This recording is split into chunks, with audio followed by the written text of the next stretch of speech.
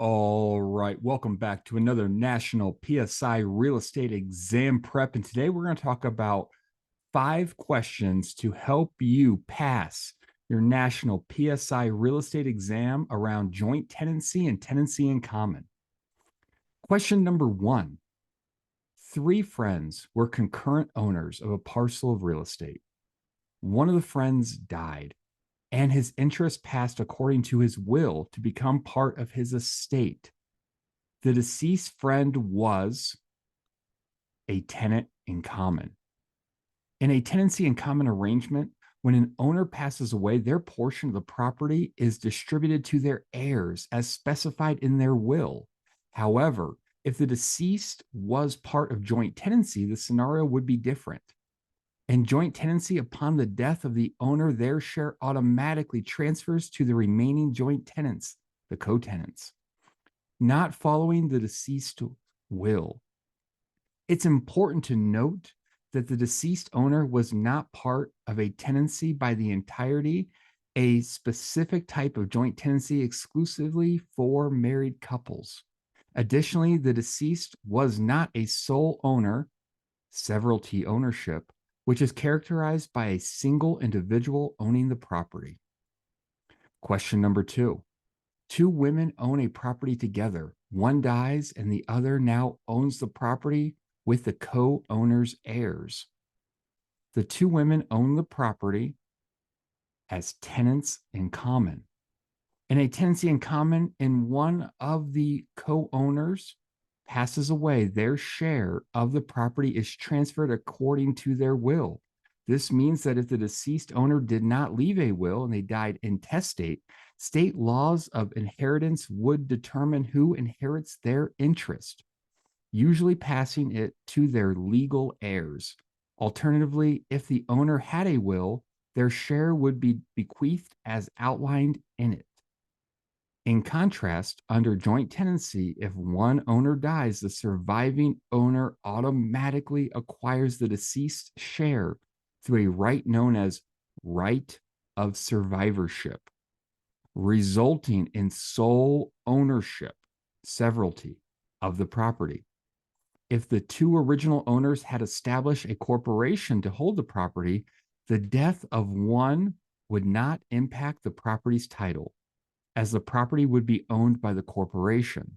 It's also important to note that the only married couples can hold property as tenants by the entirety, and there is no indication in this scenario that the women were married.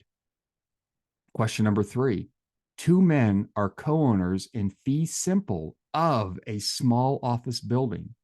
One of the men dies intestate and leaves nothing to distribute to their heirs. The surviving owner is related to neither the deceased owner nor the creditor. What would explain how the surviving owner acquired the deceased owner's interest in the office building? Joint tenancy. When an owner is a joint tenancy passes away, their share of the property does not go to their heirs or as dictated by their will. Instead, it automatically transfers to the surviving tenants. This process is different from the distribution of assets in a will. Revisionary rights and remainder interests are terms related to future entitlements to real estate. On the other hand, adverse possession is a legal concept where someone gains ownership of another's property by occupying it openly, hostilely, and continuously for a certain period. Question number 4. A property is owned by 3 cousins as tenants in common. If one of the cousins dies without a will, to whom will inherit? The deceased cousin's heirs. When a tenant in common passes away, their share of the property typically transfers according to their will. However, in the case where the cousin dies without a will, intestate, his shares of the property will be inherited by those identified as heirs under the state's inheritance laws. The property won't be claimed by the state. The other two cousins will keep their respective shares of the property and will become tenants in common alongside the heirs of the deceased cousin. And question number 5. In receiving a gift of a parcel of real estate, one of the two new owners was given an undivided 60% share, and the other received an undivided 40% share. They now hold title as tenants in common. In tenancy in common, each owner possesses an undivided fractional interest in the property, and these shares aren't required to be equal among owners. Conversely, in a joint tenancy, all owners have equal shares and interest in the entitled property. Community property refers to both personal and real estate acquired by either spouse during a marriage, with ownership belonging to jointly to both spouses. In a cooperative housing arrangement, individuals own shares in a corporation, partnership, or trust that owns the property.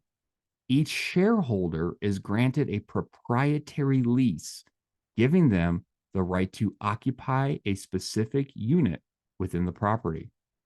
All right, this was 5 questions to help you pass your national PSI real estate exam. If this was helpful, give us a thumbs up and subscribe, because every week we drop a new video to help you pass your national PSI real estate exam.